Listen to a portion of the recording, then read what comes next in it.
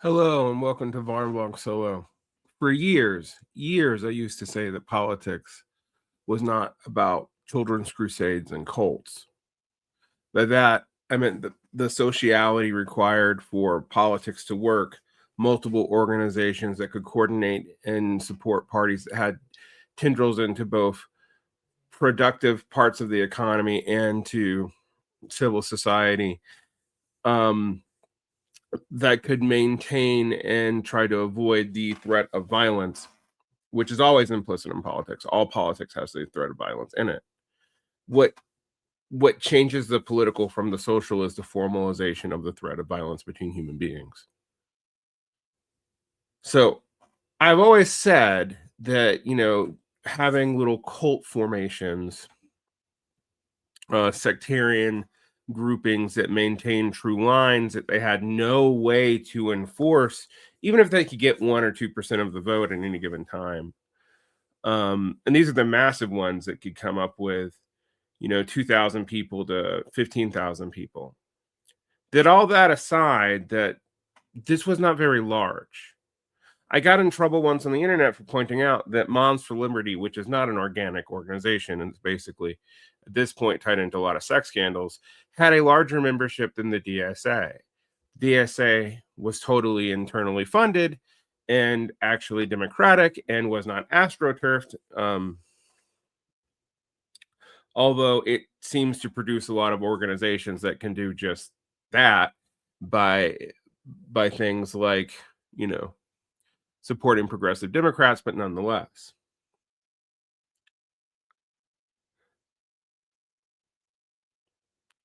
And while I've been critical of popular fronts because they subsume people's real politics in a way that will come out as soon as the threat is over, eh, I have not actually been against all forms of left unity, programmatic unity based on a united front with people who agree with each other and on a particular program would be able to stand together, even if it was only oppositional or obstructionist, which is what I think we should be doing right now.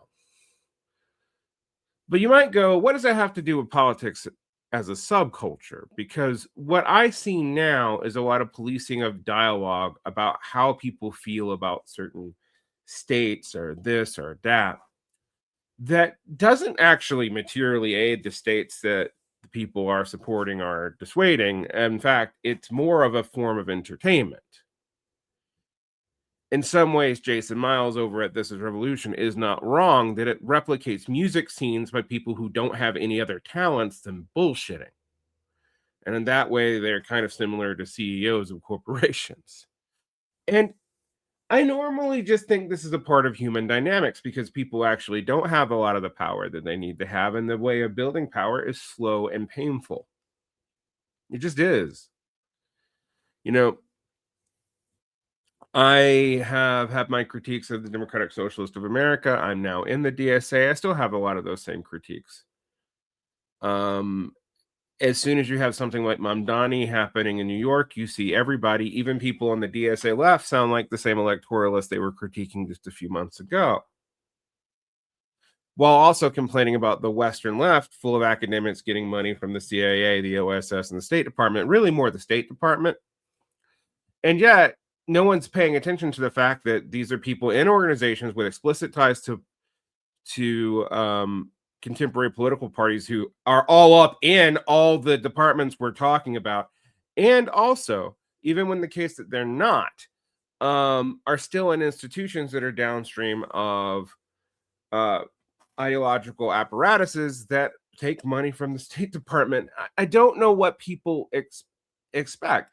Most of the people complaining about Western leftists are themselves Western leftists who just want us to have a better relationship to China and not just critique China all the time, which fine, but I don't know why positions people have on the development of things in China before 1982 is all that relevant to us today. It is not that everything said in these things are false. In fact, I would venture that there's a lot of bad theory in the Frankfurt School, a lot of bad theory in the academic left, and there was a lot of cover up. But it's interesting to me that, like, when we talk about this, the actual existing Trotskyist movements and left communist movements and other things that people were actually members of and that academics actually don't get implicated that much because they weren't that involved. So, what's actually at stake here for people is actually beyond me, and particularly right now. I say this on Monday, Martin Luther King Day, the 19th of January in 2026, where there's talk of deploying the National Guard to Minnesota for reasons that no one can really figure out, since most of the violence seems to be from the federal government itself. There is talk of going to War Greenland. There are new developments to try to undermine the UN. In fact, the entire world order that has established in the 20th century is beginning to unravel. And I don't know why we wouldn't expect it. Like, it's almost like we're replaying the beginning of the 20th century with a realignment on a grand scale, but people don't know what to do when you live through it. So playing subcultural policing while our elites literally have let most of the institutions just go to rot. And I don't just mean that in the terms of Trump. Obviously, there's a lot of billionaires who are just so afraid of anything that would appease the populace at this point that they're not even looking in their own self-interest in the same way anymore, except for the top 0.001% of them who now have 12% of all wealth, which, by the way, is 4 times higher than at the Gilded Age period in the 1910s. The horror of the situation may be a lot for people to take.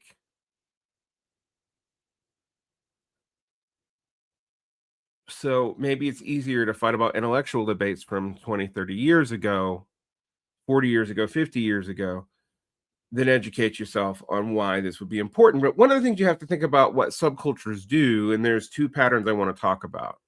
One of the things you can tell about people who have a trouble distinguishing when someone's making a normative claim versus a descriptive claim. And you don't like the descriptive claim, so you say that they're making a normative claim. So I'm just going to put that in everyday parlance. People get mad at you for saying that this description is probably what is going on and assume that that means that you support this norm.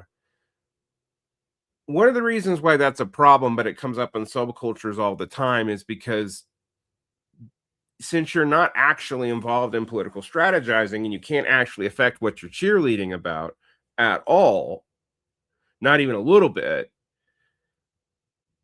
maintaining your own sense of identification is actually more important to you than doing any strategy that would require you to understand what actually fucking happened. So that's one problem with the subcultural left. Another problem with the subcultural left is it's given to guruism and attachments to individual figures, both Bonapartist and projections on people like Bernie Sanders or AOC or whatever, as a hope that focusing on the executive would get you out of the hard work of dealing with a legislature that has now, for over half a century, abnegated its own responsibility. But the problem is that executive fiat is very fragile. Look at Joe Biden's executive orders or Eric Adams' executive orders, and whoever replaces Mamdani might do the same. If everything is done through these administrative offices, they're very easy to undo.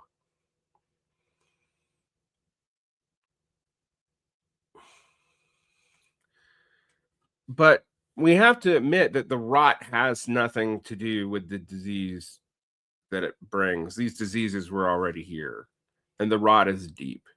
And it's not because of Trumpism, our stupid leftism. The reason why people are given the subcultural milieu is they feel powerless. And talking online and believing in this or that and controlling their own internal groups like we do on the left and like liberals used to do, rightists do it too, is a way to avoid a lot of hard problems. Popping up pundit after pundit as political leaders, many of these people have never had real jobs. And I don't even mean in the academic sense. Who are mainly entertaining and are deliberately shock jocks for politics that people put up as serious thinkers, even when people tied into the government itself. A lot of this has to do with the fact that people are relatively powerless. The elites don't understand the complications of the society they created. They can't replicate what they built. I mean, in the case of AI, that's a literal thing. We do not really know what the qualities it causes machine learning emergence to work. That's fact. So we can build on machines, but we're kluging them. And our society is like that too.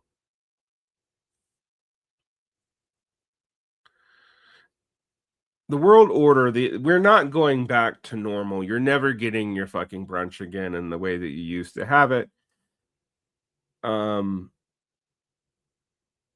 but the idea that nothing ever happens and we can just continue going on with our political subcultures about our own beliefs is a very comforting idea, but it's one that's particularly decadent. And the other thing you have to deal with subcultures is the following. They are often started by true believers who are very hardworking and build stuff up. And then you have some of those true believers who get some mass influence.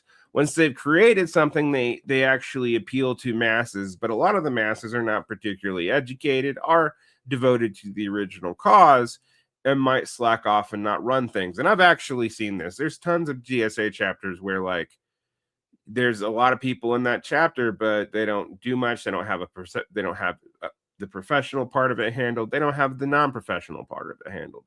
The base building is just about the primitive accumulation of cadres, and then turning them to canvassing, even while other things are going on. That's where a lot of DSA chapters get stuck. Not all of them, and not the biggest ones, actually. So don't take this as a critique of like New York. New York has a different set of problems, but it does actually have a functioning apparatus with tendrils into the state. It's basically a caucus within the Democratic Party there, and also can primary people in a serious way. When you ask yourself, then, what do you do with this scenario? There's a couple of problems that come to mind. One of the things that keeps the DSA alive is that it's multi-tendency, and this is not a bad thing. I don't think it's a bad thing, but the tendencies have a tendency to have ideological statements that don't actually really matter towards what they do even within DSA, much less in broader public. So whether or not you're a Marxist Leninist taking some stance on Venezuela, are you a libertarian socialist taking a different stance on Venezuela, what you actually do within the DSA is probably not all that different. This is a sign of subculturalization, and it also means the program is weak. And it's not that people shouldn't be able to have differing opinions on these topics. It's just the reason why there's not more tension around that is that, let's be frank, you don't have any influence on those foreign policy levers. So what's the point exactly? When I have been accused of being campist and anti-campist and pro-imperialism and anti-imperialism, just for stating what I think is a structural obvious development, not making a moral judgment about where it's headed. But this alone sets people off. Well, it's because they don't have any fucking power, and they're also not invested in doing the things locally. If I am frank, many of the audiences of any of these streamers, including myself, are people who probably are underemployed, have a lot of time in their hands, and that's fine. I mean, those people deserve a place in any kind of milieu and audience, right? But it means that like their devotion to this is largely about ideas and hope. It's not often about things that they can do, because what are they able to really do? So politics is more than a subculture. If you're just canvassing, you're only participating in part of politics. But if you're just policing people's thoughts online or arguing about shit that happened 50 years ago, you're even doing less. And if you think you can be part of an institution and critique it and think it doesn't still apply to you, what you're actually doing is assuaging your own ego through subcultural milieus. And I know that's psychologizing people, but it's most likely what is going on. Politics is more than a subculture. It's more than a sect, and the anti-political is too. What it is about is how people respond to power and how that power is deployed. A lot of people's notions of the baseline of American political life was from the 1950s to the 1990s, which in the broad array of American history is actually kind of weird. It's weird for most nations. A lot of those institutions that have been taken for granted for 2 or the 3 to 4 generations are now becoming undone. Even if the worst parts of the current administration go away, that rot is still there. And as we saw with the Democrats in power in 2020 and actually under Obama, they don't know how to deal with the rot either if they even want to. So, what am I telling you to do? I'm telling you, if you're going to be involved in politics, and talk about stuff internationally, you should probably involve locally to where you're at. You also should not confuse identification with a group with accepting all of its policies or never being a critic or whatever. Lastly, if you think the most important thing you can do is police how other leftists feel, you're probably unaware of your own need for social validation and clout and not looking at what you probably need to do to build up a social movement. And on that note, have a good rest of your day. Protect your peace.